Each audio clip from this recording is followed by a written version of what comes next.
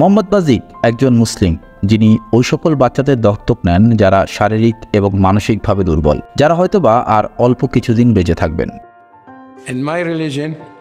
আমার ধর্মে যদি আমি দেখি কোনো অসহায়ের আমার সাহায্যের প্রয়োজন এবং আমি তাকে সাহায্য করতে সক্ষম, তাহলে আমাকে অবশ্যই তার সাহায্য করতে হবে।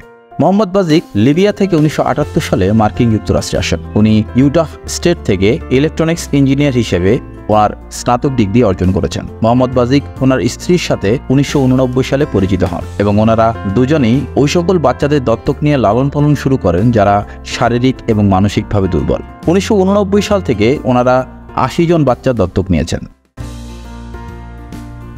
মোহাম্মদ বাজিক সবসময় শিশু হাসপাতালে যেতেন ওই সকল বাচ্চাদের দেখতে যারা তাদের জীবনের শেষ প্রান্তে দাঁড়িয়ে আছে, যাদের জন্মের সাথে সাথেই শারীরিক সমস্যা দেখা দিয়েছে, যে বাচ্চারা অসহ্য যন্ত্রণায় কষ্ট পাচ্ছে, যে বাচ্চাদের তার পরিবারের কেউ আপন করে নিতে চায় না।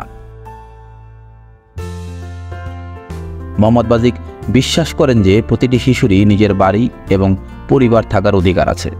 তিনি তাদের জীবনকে আরও সুন্দর করার চেষ্টা করছে।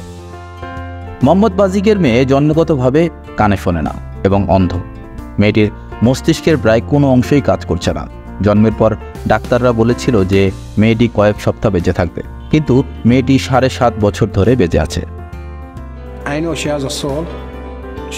আমি জানি তার আত্মা আছে, তার একটি অনুভূতি আছে, তাই আমি সবসময় তার সাথে থাকার চেষ্টা করি। সে জানে যে আমি তার সাথে আছি এবং আমি তাকে অনেক ভালোবাসি।